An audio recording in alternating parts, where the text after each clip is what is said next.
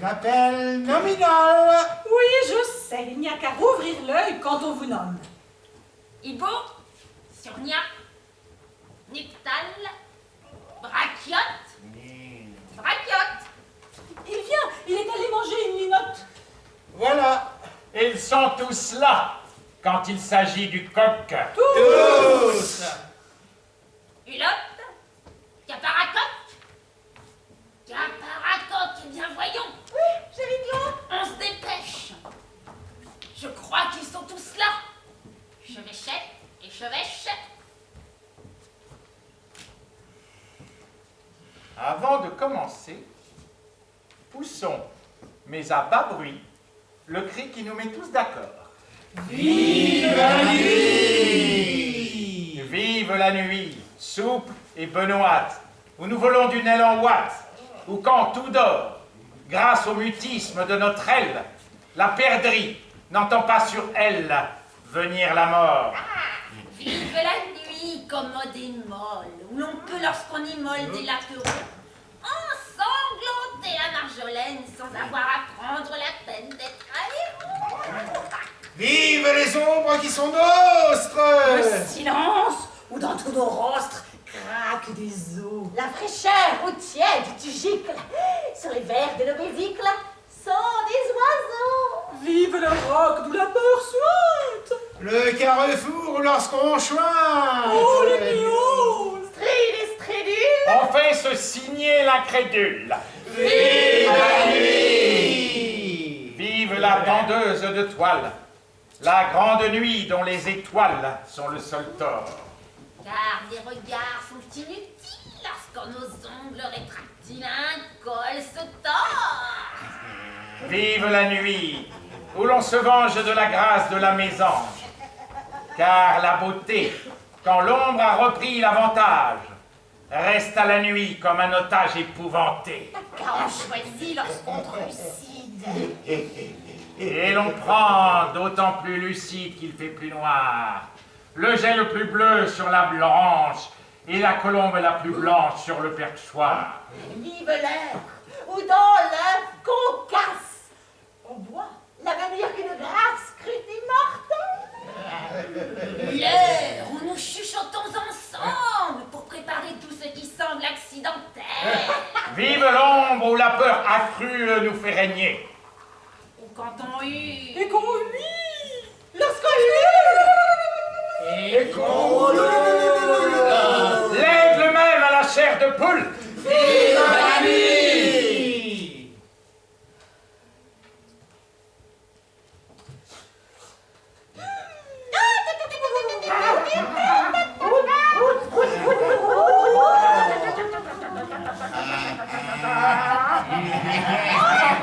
Et maintenant, laissons dans sa rousseur moirée parler le chat-huant.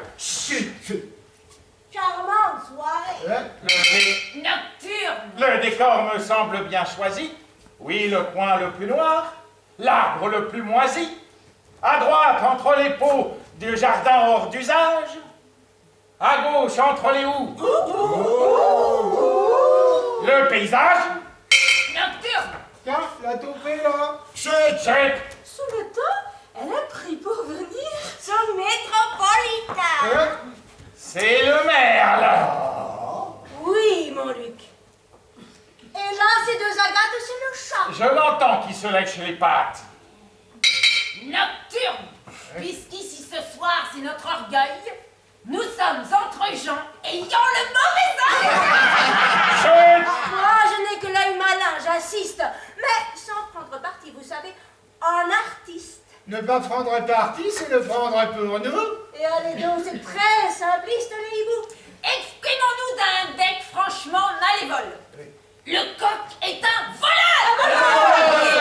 Il nous vole. Quoi? La santé, la joie. Oh, vous m'en direz tant. Et comment? En chantant. En chantant, il nous donne des gonflements de fiel et des péricardies, car il annonce... Oh oui, la lumière. Ah! Ne dites pas ce mot.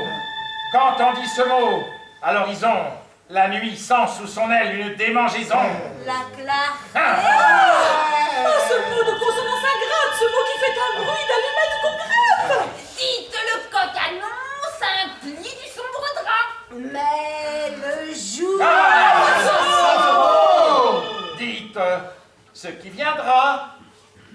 chante quand la nuit est encore bonne et fraîche. C'est un voleur. Il nous empêche de profiter. Profitez. Quel bon morceau de lui qui reste. Il fait quitter la fille près des clapiers. Les fêtes carnassières. Les sabbats où l'on va sur le point des sorcières. Quand il chante, on n'est plus dans son état normal. On fait le mal en se tressant. On le fait mal. Quand il chante, on n'est plus que dans du provisoire. Dans de la nuit qu'on sait qu'il deviendra moins noir. Son chant de métal a partagé la nuit. On se tord comme un ver dans la moitié d'un fruit. Pourtant les autres coqs. Leur chant n'est pas à craindre. C'est le sien qu'il faudrait éteindre. Éteindre. Oui, mais comment faire? Ce merle a pour nous travaillé.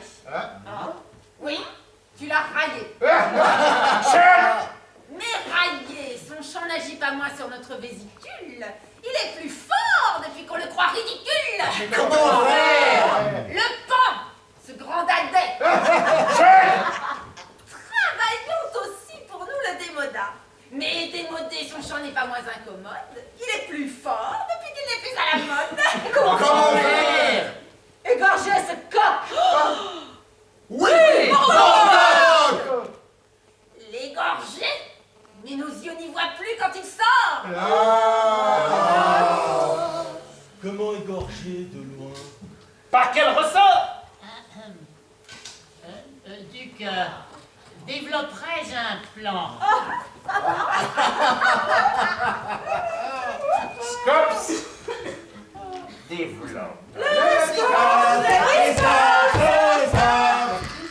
Tu sais, oh Nyctalope, quand de tièdes jardins, là-bas, sur la hauteur, un éleveur d'oiseaux qu'on nomme aviculteur, nourrit pour les concours qu'on appelle agricoles, les plus célèbres coqs des races les plus folles. Oh, ce grand découvreur d'oiseaux rares, le pan, lequel n'ayant qu'un cri qui perce le tympan ne peut souffrir un chant qui perce la ténèbre. Le pan, dont le système est de rendre célèbre tout animal étrange, Et surtout étranger. rêve de présenter demain au potager ses coqs chez la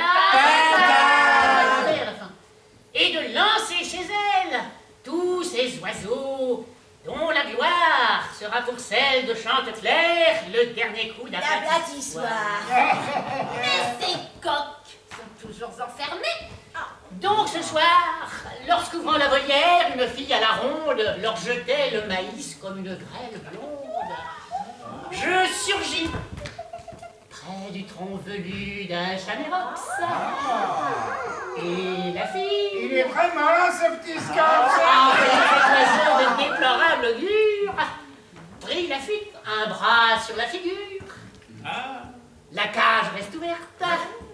Et toute la Smala rencontrera demain le Chanteclair chez la... Il n'ira pas, il a refusé. Tigre. Continue, il ira. Oh, sais-tu, petit tigre? J'ai vu qu'une faisane excitait ses transports et j'ai vu qu'il irait. Tu vois tout quand tu dors. Soit. Il y va. J'admets. Chanteclair, quoiqu'il lustre, a gardé sa franchise implacable de rustre. Quand il verra ce... Et tu crois qu'un combat de coq? Ah, Duc, c'est mon rêve. Mais Scops, si c'était lui le vainqueur.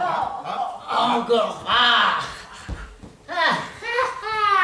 Songe qu'entre ces coqs de luxe, il y aura un vrai coq de combat. Maigre, un élo rongé. Sensation profonde et prolongée. Celui qui creve à l'œil au plus célèbre champion, le Pied Blanc.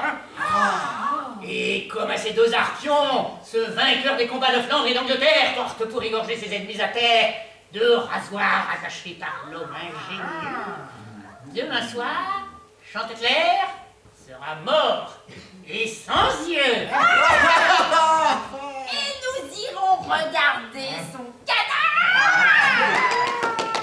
Et sa crête qui semblait sur son front de l'aurore concrète, nous la prendrons joyeux d'avoir atteint le but, et nous la mangerons. Mangerons. Puis, C'est déjà coquet. quoi donc? Ce que tu proposes. Hein? Mon Dieu. Si je prenais au tragique les choses, j'irais tout dire au coq. Mais je n'en ferai rien. Car je sais que tout ça, ça finira très bien.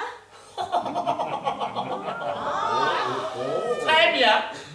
Puis, si ces coqs de race singulière n'ont pas réintégré demain soir leur volière, nous mangerons cela, qui de plus, rien ne sert.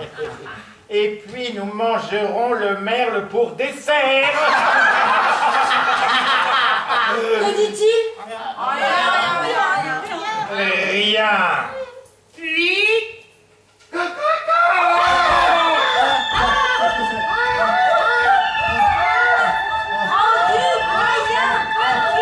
Partez. Rien ne presse. Hibou! L'aurore est encore loin, vous avez tout le temps. Non, quand il a chanté, nos yeux sont clignotants. Oui, mon ami! Il trébuche! C'est l'ophtalmie!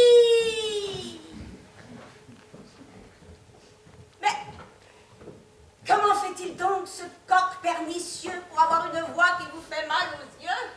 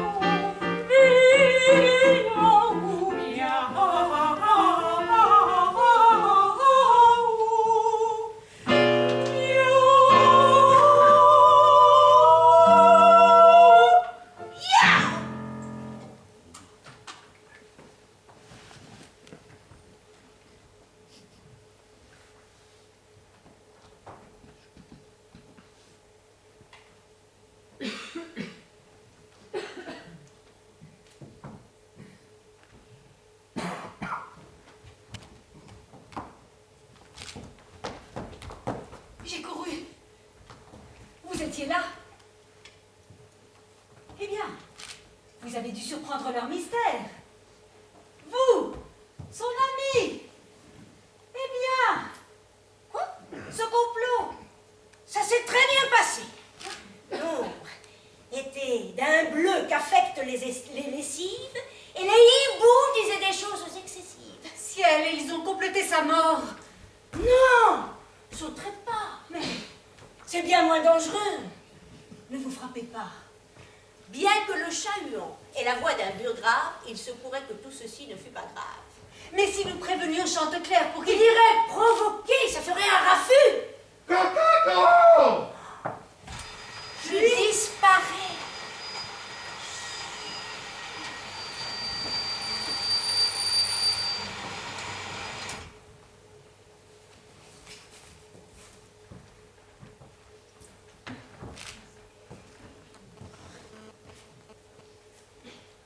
Debout? Pour voir l'aurore. Ah, Je suis mon amie très vertueuse. oui, Qu'avez-vous? j'ai mal dormi. Monsieur, j'aime mieux vous dire tout de suite que si c'est pour moi. Quoi? L'œil, la courbe décrite, l'aile qui pend, le co. Mais Cela est très bien fait. Seulement, ça ne me fait pas le moindre effet. madame, Oh, je comprends. On est le coq illustre. Il n'est de poule au monde qui ne lustre ses plumes dans l'espoir, certes des plus touchants, de pouvoir vous séduire à jour entre deux champs. On est si sûr de soi que jamais on n'hésite, même quand la personne est chez vous, en visite, et n'est pas tout à fait la poule en jupon court à laquelle on peut faire un doigt de basse-cour. Je ne m'y prends pas avec autant de hâte. Mais- Et puis pour moi, comme coq, vous êtes trop en pâte, en pâte. trop gâté. Le seul coq de mon goût serait un coq sans gloire, à qui je serais tout. Aimer un grand coq, je ne suis pas si femme. Mais nous pouvons au moins nous promener, madame.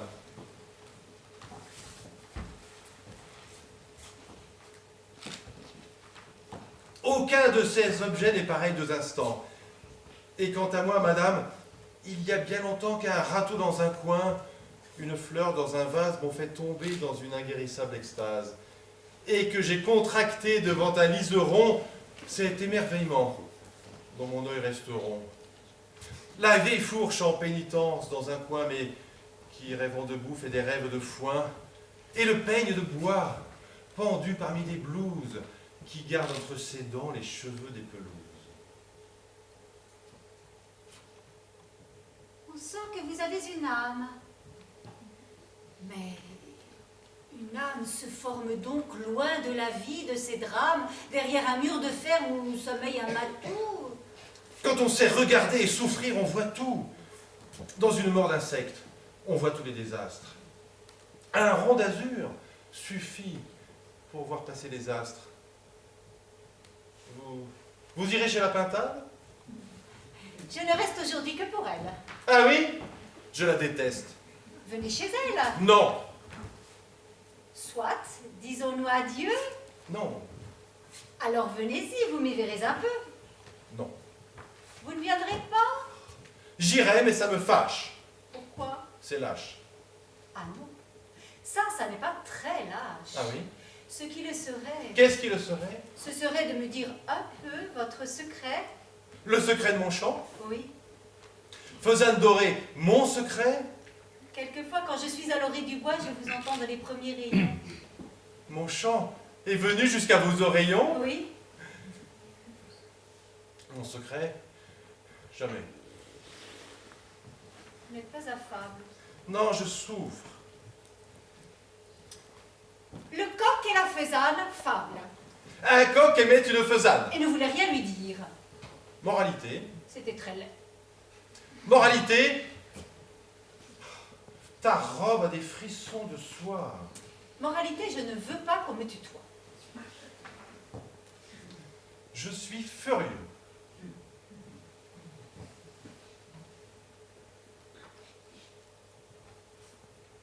Votre secret. Vous brûlez de me le dire. Oui, je sens que je vais le dire et que j'ai tort. Tout ça parce qu'elle a sur la tête de l'or. Seras-tu digne au moins d'avoir été choisi? Jusqu'au fond, ta poitrine est-elle cramoisie? Parle! Regarde-moi, Faisane. Et s'il se peut, tâche de découvrir toi-même peu à peu cette vocation dont ma forme est le signe. Reconnais tout d'abord mon destin à ma ligne, et que, cambré comme une trompe, m'incurvant comme une espèce de corps de chasse vivant, je suis fait pour qu'en moi le son tourne et se creuse, autant que pour nager fut faite la macreuse. Attends. Constate encore qu'impatient et fier, et grattant le gazon de mes griffes, j'ai l'air de chercher dans le sol tout le temps quelque chose. Eh bien, mais vous cherchez des graines, je suppose. Non, ce n'est pas cela que jamais j'ai cherché. J'en trouve quelquefois par-dessus le marché, mais dédaigneusement je les donne à mes poules. Alors, griffant toujours la terre que tu foules, que cherches-tu? L'endroit où je vais me planter, car toujours je me plante au moment de chanter, observe-le. C'est juste, et puis tu t'ébouriffes. Je ne chante jamais que lorsque mes 8 griffes ont trouvé cerclant l'herbe et chassant les cailloux, la place où je parviens jusqu'au tuf noir et doux. Alors, mis en contact avec la bonne terre, je chante, et c'est déjà la moitié du mystère, faisant la moitié du secret de mon chant, qui n'est pas de ces chants qu'on chante en les cherchant, mais qu'on reçoit du sol natal comme une sève, et l'heure où cette sève, surtout en moi, s'élève, l'heure où j'ai du génie, enfin, où j'en suis sûr, c'est l'heure où l'aube hésite au bord du ciel obscur.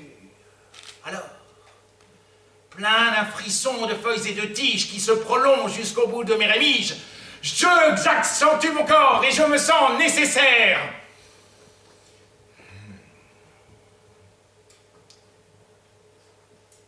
La terre parle en moi comme dans une conque, et je deviens, cessant d'être un oiseau quelconque, le porte-voix en quelque sorte officiel, par quoi le cri du sol s'échappe vers le ciel. Ah, je tiens des propos qui sont fous. Je vais faire lever l'aurore devant vous. Et je sens qu'au moyen dont mon âme dispose, le désir de vous plaire ajoutant quelque chose qui me fera chanter comme sur des sommets, elle va se lever plus belle que jamais. Plus belle? Assurément. Et de tout ce qu'ajoute de force à la chanson de savoir qu'on l'écoute, l'allégresse à l'exploit d'être fait sous des yeux, madame. Qui beau! Regardez bien les cieux. Ils ont déjà pâli. C'est que j'ai tout à l'heure mis par mon premier chant le soleil en demeure d'avoir à se tenir derrière l'horizon. Il est tellement beau qu'il semble avoir raison. Ah, soleil, je te sens là derrière qui bouge. J'en ris déjà d'orgueil dans mes barbillons rouges. Cocorico! Et ce cri qui monte de la terre, ce cri, c'est un tel cri d'amour pour la lumière. C'est un si furieux et grondant cri d'amour pour cette chose d'or qui s'appelle le jour. Ce cri qui vers l'azur monte en me traversant, c'est tellement le cri de tout ce qui se sent, le cri de froid, le cri de peur, le cri d'ennui, de tout ce qui désarme ou désœuvre la nuit, de la rose tremblant dans le noir toute seule, du foin qui veut sécher pour aller dans la meule, Et même, car ton œuvre aux nuits te désavoue, de la flaque qui veut miroiter, de la boue qui veut redevenir de la terre en séchant. c'est tellement le cri magnifique du champ qui veut sentir pousser son orge ou ses épeautres, de l'arbre ayant des fleurs voulant en avoir d'autres, Du raisin vert qui veut avoir un côté brun. du pont tremblant qui veut sentir passer quelqu'un. C'est tellement le cri vers la clarté, de toute la beauté, de toute la santé. Et lorsque monte en moi ce vaste appel du jour, j'agrandis tellement toute mon âme Pour qu'étant plus spacieuse, elle soit plus sonore, et que le large cri s'y élargisse encore. avant de le jeter. C'est si pieusement que je retiens ce cri dans mon âme un moment. Puis, quand pour l'enchasser, enfin je la contracte, je suis si convaincue que j'accomplis un acte.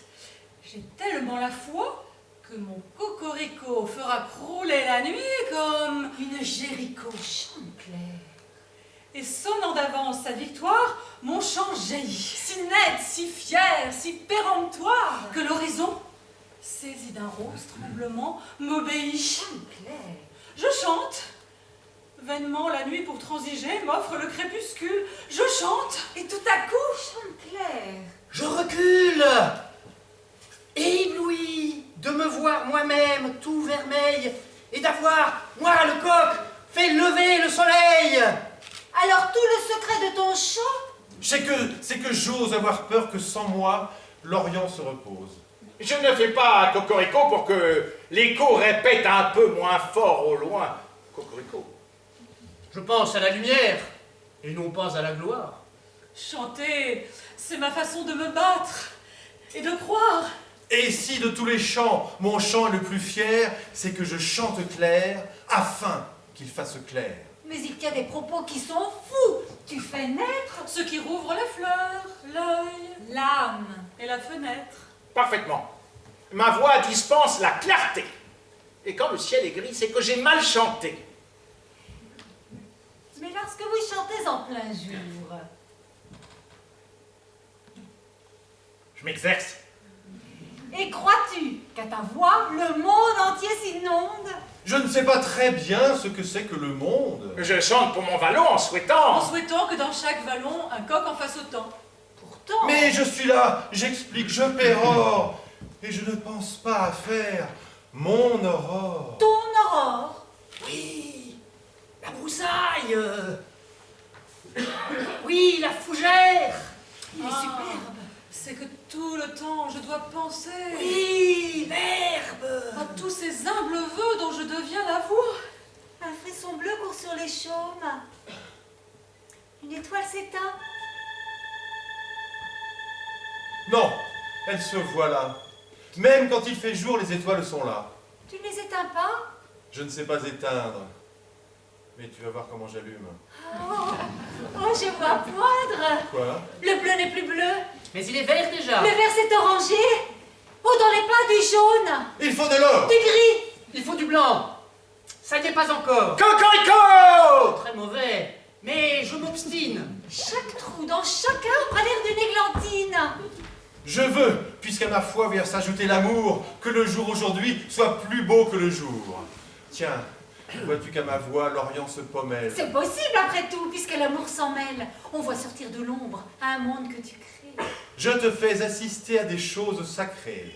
Collines des lointains, précisez vos contours. Faisane, m'aimez-vous? Nous aimerons toujours être dans le secret des éveilleurs d'aurore. Tu me fais mieux chanter. Viens plus près, collabore. Je t'aime. Tous les mots que tu me dis tout bas deviennent aussitôt plus de soleil là-bas. Je t'aime. Et si tu dis seulement je t'adore, je vais dorer d'un coup la montagne. Eh bien donc. Cocorico! Mais les couteaux. Chacun son tour. C'est aux cimes d'abord de recevoir le jour. Cocorico! Sur la pente engourdie glisse un premier rayon. Tiens, je te le dédie. Les villages lointains commencent à se voir. Mais vous n'en pouvez plus. Si, je veux en pouvoir. Cocorico! Cocorico! Mais tu t'épuises. Vous voyez bien qu'il flotte encore des choses grises. Cocorico! Tu vas te tuer. Je ne vis que lorsque je me tue à pousser de grands cris. Je suis fière de toi. Votre tête s'incline. J'écoute se lever le jour dans ta poitrine. J'aime avoir entendu d'abord dans tes poumons ce qui sera plus tard des pourpres sur les monts. Je veux t'offrir ces fermes rallumées. L'homme offre des rubans, moi j'offre des fumées. Tu vois grandir ton œuvre au loin, Moi dans tes yeux, sur les prés. sur ton col. Ah, c'est délicieux. Quoi? Je fais mon devoir en te rendant plus belle. Je redore à la fois mon vallon et ton aile. Mais l'ombre en s'enfuyant livre encore des combats. Il reste quelque chose à faire par là-bas. Cocorico! Oh! Là! Mais que veux-tu que j'y fasse? L'étoile du matin s'efface. Elle s'efface. Oh ben nous n'allons pas nous attrister ainsi. Il reste quelque chose à faire par ici. Cocorico! Tiens, les entends-tu? Qui donc ose? Ce sont les autres coqs! Ils chantent dans du rose. Ils croient à la clarté, dès qu'ils peuvent la voir. Ils chantent dans du bleu. J'ai chanté dans du noir. Ma chanson s'éleva dans l'ombre, et la première. C'est la nuit qu'il est beau de croire à la lumière. Chanter en même temps que toi. Cela ne fait rien, leurs chants prennent du sens en se mêlant au mien. Et ces cocoricos tardifs mais qui font nombre hâtent sans le savoir la retraite de l'ombre. Oui, tous! Cocorico! Hardi le jour! Hardi, du blanc sur le chemin. Du bleu sur la Le rivière! soleil, le soleil. Il est là, je le vois, mais il faut l'arracher de derrière ce bois. Il vient. Voici. Et- Il sort de l'orbe. Cocorico!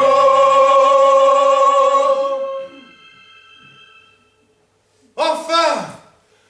C'est fait! Il est énorme. Un chant pour saluer le beau soleil levant. Non, je n'ai plus de voix. Je l'ai donné avant. Ça ne fait rien, il a les fanfares des autres. Comment, quand il vient, il n'entend pas les vôtres? Non, jamais. Mais alors, il croit peut-être que c'est eux qui l'ont fait lever. Mais ça ne fait rien. Mais Chut! Viens sur mon cœur que je te remercie. L'aurore n'a jamais été plus réussie. Mais par quoi serez-vous payé de votre mal? Par les bruits de réveil qui montent de ce val. Tiens, dis-les-moi, je n'ai plus la force de les suivre. J'entends un doigt qui frappe au bord du ciel de cuivre. L'Angélus!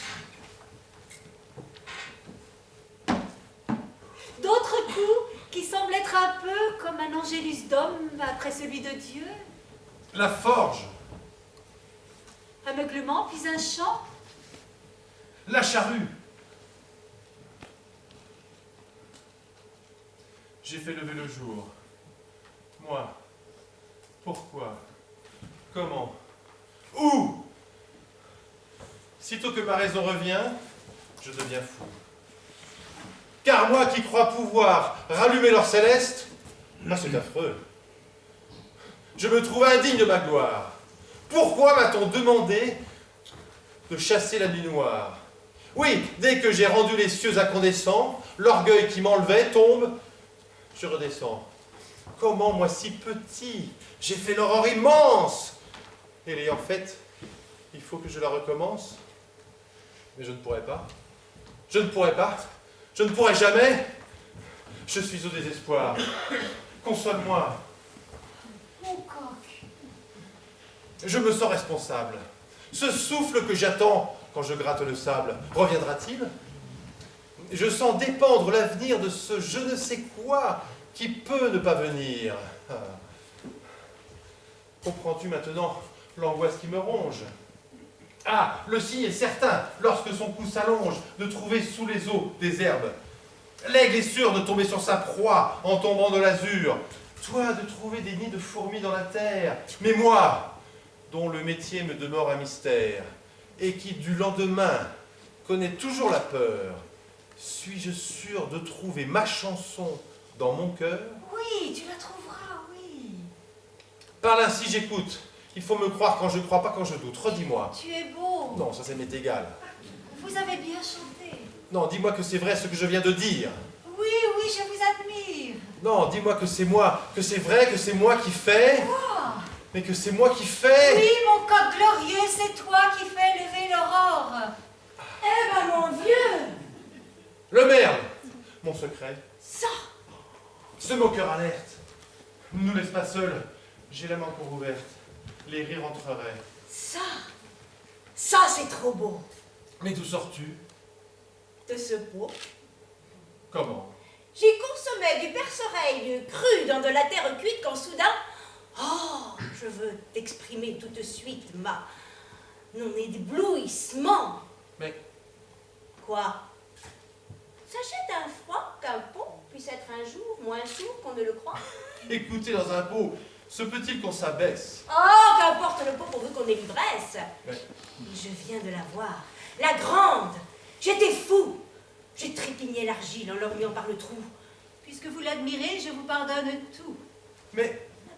Belle beauté. Je vais du pléonasme. Comment? Toi, tu pourrais. Tu sais, l'enthousiasme, je ne suis pas portée sur ce genre de sport. Eh bien, cette fois-ci, mon vieux, c'est le transport. Vraiment? Je ne prends pas, tu vois, pour, quand je t'admire, un pigeon voyageur pour te l'envoyer dire. Ce coq qui chante. Ouh! Cette aurore qui luit. Ouh! Je crois que je peux vous laisser avec lui. Et ton sifflet? Ça me l'a coupé d'une gifle. C'est d'admiration maintenant que je siffle. Ça, c'est bien. Tu n'es pas si mauvais, je le disais au chien. Ça, tu sais, mon petit, il fallait le trouver. C'est dans l'œuf de Conon qu'on a dû te couver. Mais... Tous ces dons jouant près de toi sont des ânes.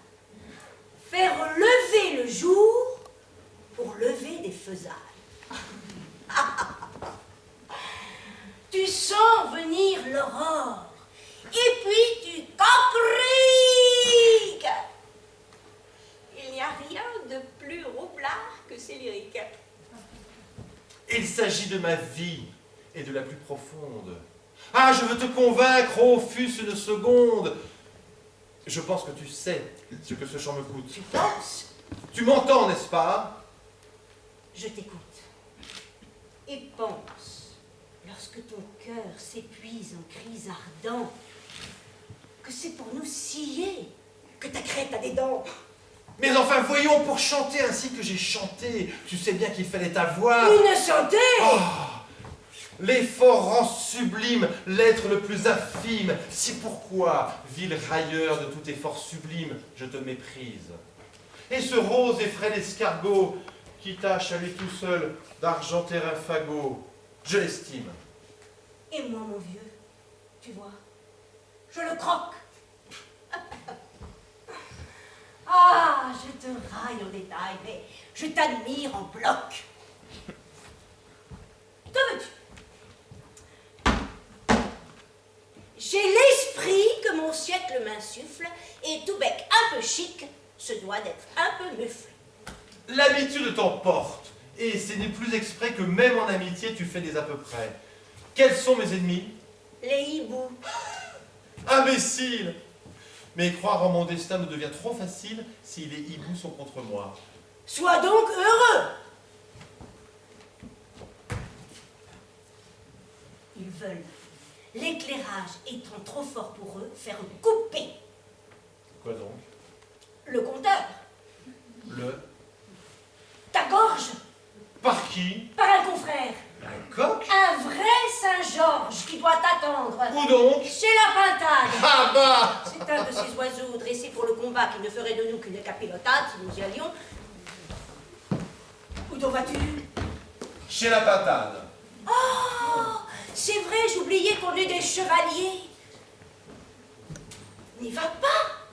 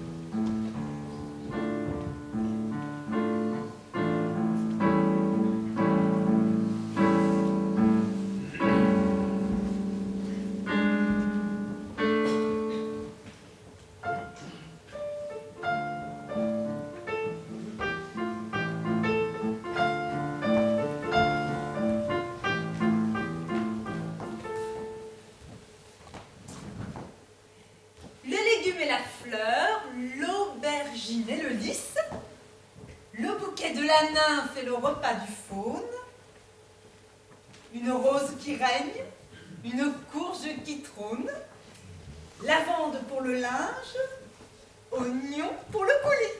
J'ai tout! J'ai la faisane en robe de féerie, j'ai le canard qui m'organise un gym canard, j'ai la tortue! Ah non, elle est en retard!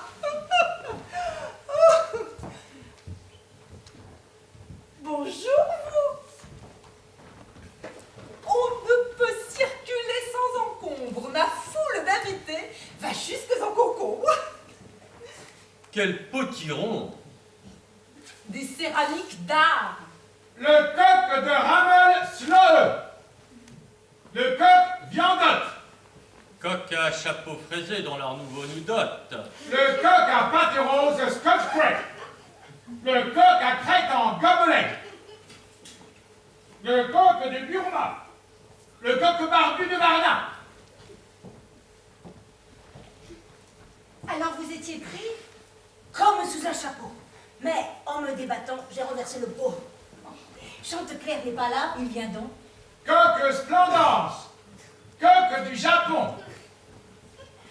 Cher maître, que pensez-vous de mon dernier cuicui? Définitif. Et du dernier coin-coin? Lapidaire. Ma chère, ce qu'il a, celui-là, c'est l'épithète. C'est le prince de l'adjectif inopiné. Les coqs de Padoue, le Padoue hollandais de Pologne, le coq de Mésopotamie à deux crêtes, Ah, un esthète. le coq de Bracken, Campine, le coq de Guèdre, Quel bonheur, encore un Belge. le coq Banse-Baquin, ou Joufflu de Thuringe, le coq Brahma, coq Cochin, coq Tibéri, Les grands coqs vicieux. Tout l'Occident. Pourri. Pourri? le coq Sabot, le coq Connu, le coq sans croupion, Ça, c'est du culot. Il n'a pas de derrière, c'est le couronnement de toute ma carrière. coq Pile Blanc, coq du Chili frisé à l'envers, malais à coque de serpent, Il a sur la tête. Il n'a rien, c'est merveilleux. le coq à bec de Corneille, Et Chanteclair. Là-bas, grattant le sol, il vient. le coq à pied de vautour, le coq Valikikili dit Choki-Cuculo, Voulez-vous annoncer tout simplement le coq? le coq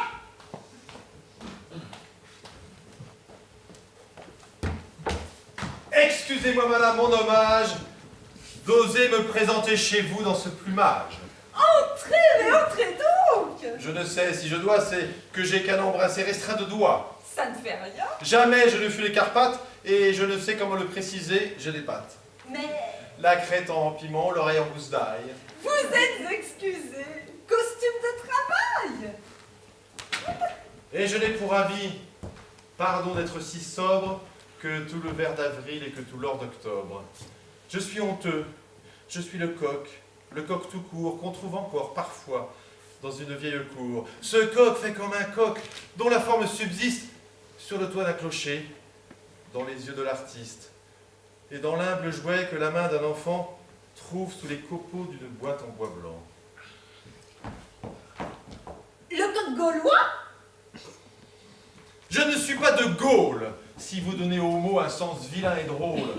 Morbleu, chacun sait que mes claironnements sont loin d'avoir été sopranisés au Mans. Mais vos perversités, pour petite drôlesse, qui se fait dans les coins, pincer le solilès, révoltent mon amour de l'amour. Il est vrai que je tiens un peu plus à rester enivré que ces cochins chinois qui mêlent pour qu'on rit de la chinoiserie à leur cochinerie. Et quant à tous ces coqs que l'on vient d'introduire... Maître, que pensez-vous de ces beaux messieurs qu'on voit luire? Viens dans les bois naïfs où nous pourrons entendre deux vrais pigeons encore s'adorer d'amour tendre. Je pense que tout ça, c'est des coqs fabriqués par des négociants au cerveau compliqué, qui, pour élucubrer un poulet ridicule, à l'un prennent une aile, à l'autre à un carboncle. Je pense qu'en ces coqs, rien ne reste du coq. Que tout ça, c'est des coqs faits de briques et de broc qui montent mieux la garde au seuil d'un catalogue qu'au seuil d'une humble cour à côté d'un vieux dogue. Et que tout ça, c'est des coqs hérissés, frisottés, convulsés, que n'a pas apaisé et lissé la maternelle main de la calme nature. Et que tout ça n'est rien que de l'aviculture. Et que ces papes gais, au plumage discorde, sans beauté, sans style, sans ligne, et dont les corps n'ont pas même de l'œuf gardé la douce ellipse, semblent sortir d'un poulailler d'apocalypse. Laissez-moi grimper sur ce banc. J'ai besoin de voir si la nature existe encore, au loin. Ah, l'herbe est verte, une vache broute, un veau tête, et bénissons le ciel, ce veau n'a qu'une tête. Maître, la voix. Basse, Ténor, bout d'ouest, calmez-vous. La prenez-vous dans la poitrine. ou dans la tête. Votre premier repas, cher maître, est-il frugal? Le règle par vous, maître, est-elle suivi? Scandez-vous le tripartite ou le normal? Coq, orico ou cocorico? Et comment chantez-vous? En me donnant du mal, Et vers quoi vous sentez-vous attiré? vers les poules. Certains chantent cocorico, d'autres kikiriki. On est cocoriquiste ou bien kikiriquiste. Sans compter, maître, qu'il existe des coucouroukistes. Ne remplacez-vous pas, cher maître, en certains cas, votre cocorico par des cacorocos. Ah, cacaréquiste alors. Il y en est qui mêlent tout. Cocorico, dans un champ libre et flou. Certains, cher maître, suppriment les voyelles. Que.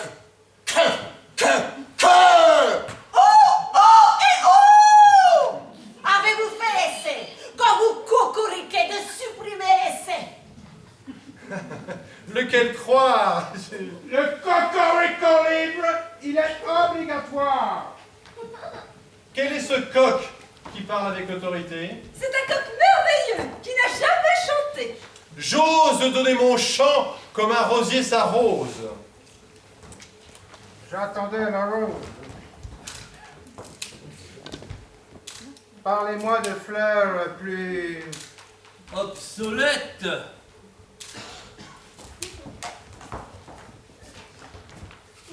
Vous déclinez Rosa? Mais oui, pan que vous êtes. D'ailleurs, je vous pardonne à vous d'avoir mal parlé devant moi de la rose. Rosae. Car, pauvre artificier, la lutte est illégale et plus que tous vos feux, la rose est du Bengale. Bien. Non, je dois chanter où le sort me plaça. Ici, je suis utile, on m'aime. Tu crois ça? Maître, Maître. maître, Aux Amériques, lors de ma grande tournée, j'ai tué jusqu'à 3 Claiborne dans la journée. J'ai tué 3 Sherwoods, 2 Smocks, 1 Sumatra. J'ai tué. Et c'est pourquoi nul ne me combattra.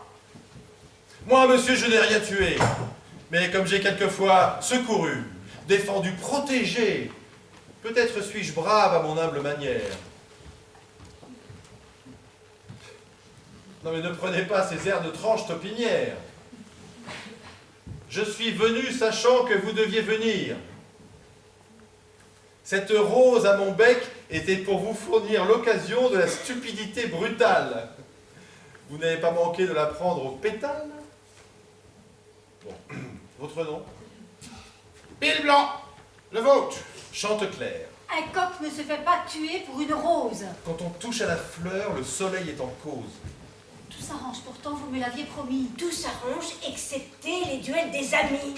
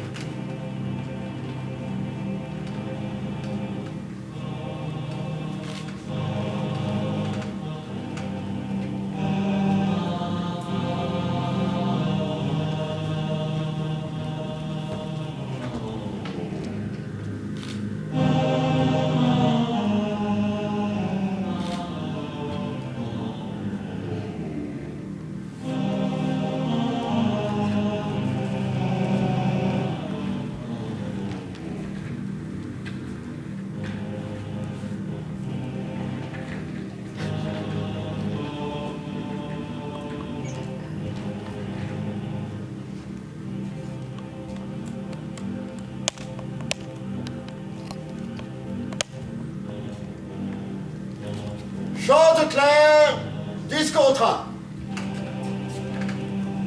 Pardon, cher duelliste, mais je veux faire, avant de me faire tuer, quelque chose de brave. Ah, Me faire huer. Je tiens à mourir sous les rires. Non! C'est moi qui, de mon chant, vous rallume les cieux. Tout le monde rit bien? Alors en garde.